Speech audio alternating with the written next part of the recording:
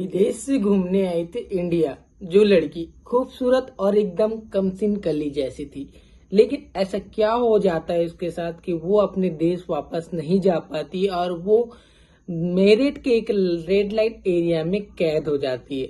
और कैद होने के बाद उसके साथ कुछ ऐसा घटना घटित होता है जिसको सुन के आपके दिलों को झंझोर के रख सकती है। तो आइए इस कहानी और घटना को डिटेल में जानते हैं। तो मेरा नाम है हेमंत। अगर आप चैनल पे नए हो तो चैनल को सब्सक्राइब कर लीजिए और आइए इसको स्टार्ट करते हैं। क्या होता है, विदेश से लड़की अपने फ्रेंड लोग के साथ इंडिया टूर पे आती है। इंडिया टूर में वो दिल्ली और हरिद्वार घूमने के लिए आती है, लेकिन जब दिल्ली और हरिद्वार में वो घूमते वक्त वो अपने दोस्तों से बिछड़ जाती है।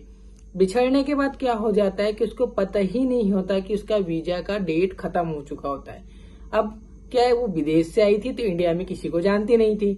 अब क्या होता है, एक अनजान व्यक्ति मिलता है जो बोलता है कि आओ मैं तुम्हारा हेल्प कर देता हूँ तुम्हें अपना वतन वापस जाने के लिए। अब लड़की क्या करती है, उस पर भरोसा करके वो चली जाती है और बोलता है कि मैं तुम्हारा वीजा पास करा दूंगा और उसके बाद तुम वापस अपने वतन चली जा सकती हो। अब क्या है, लड़की जो थी वो अच्छी और खूबसूरत थी, तो जो आदमी था वो उसको लेके जाता है। अब उसको पता नहीं होता है कि वो आदमी उसको कहाँ लेके जाता है, और ले जाने के बाद उसको मेरठ के रेड लाइट एरिया मतलब कोठे पे उसको बेच के वह निकल जाता है। और जो मालकिन भी होती है कोठे की, वो देखती है लड़की काफी खूबसूरत है एंड विदेश से, तो हिंदी तो जानती नहीं होगी, तो वो भी उसको खरीद लेती है। इस तरीके से सिलसिला चलते रहता है। अब क्या होता है, कोठे के जस्ट सामने 100 कदम की दूरी पर एक एनजीओ होता है, जहां अतुल शर्मा नाम की मैम होती है, जो कोठे पे हरदम हफ्ते के हफ्ते वो छापा मारा करती थी, ताकि पता तो चले कि कोई लड़की बेगैर अपने अनुमति के उसको कोठे पे रखा गया है। तो ऐसा वो हेल्प करती थी मेरठ में। तो क्या होता है, वो लगातार आती जाती रहती थी, लेकिन उसकी नजर उस लड़की पे नहीं पड़ती।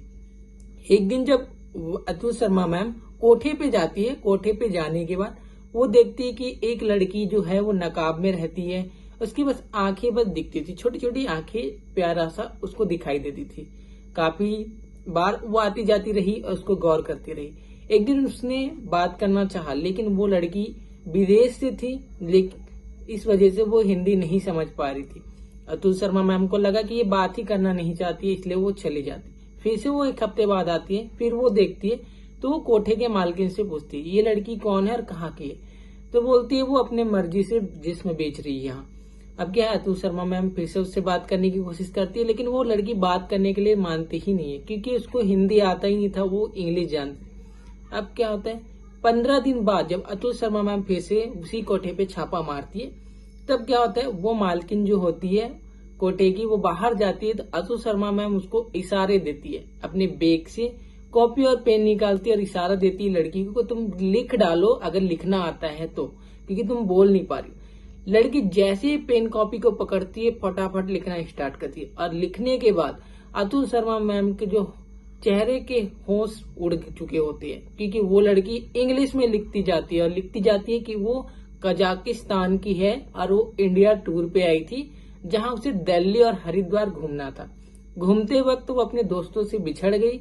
बिछड़ने के बाद वो क्या है, उसके वीजा का टाइम आउट हो गया और वो नहीं जा पाई, और उसको एक आदमी ने यहाँ ला के छोड़ दिया, और वह पिछले 2.5 साल से यहाँ रह रही थी।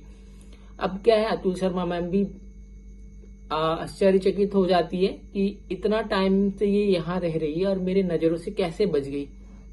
अब यहाँ ये होता है कि जो अतुल शर्मा मैम होती है वो पुलिस को तुरंत इन्फॉर्म करती है, उसको यहाँ बुलाती है, और जो कोठे की मालकिन होती है उसको हिरासत में ले लिया जाता है। अब फिर वहां से कहानी का स्टार्ट होता है कि कैसे उस लड़की को वहां बेचा गया, और वो अपना जिस्म नहीं बेचना चाहती थी। तो उसका फर्स्ट कस्टमर आता है जो उसके साथ जबरदस्ती संबंध बनाने की कोशिश करता है, और जबरदस्ती संबंध बनाने के चक्कर में क्या है, लड़की नहीं मानती तो तेजाब को फेंक के उसके फेस को पूरा तरीके से खराब कर देती है। अतुल शर्मा मैम उस लड़की का हेल्प करते हैं, हाई कोर्ट वगैरह में अप्लाई करते हैं कि कजाकिस्तान की लड़की है जो इंडिया टूर पे आई थी और ऐसे ऐसे मामले में ये कोठे पे पहुंच गई है। अब काफी मशक्कत और मेहनत के बाद आखिरकार अतुल शर्मा मैम ने उसकी हेल्प की और वो वापस अपनी विदेश चली गई।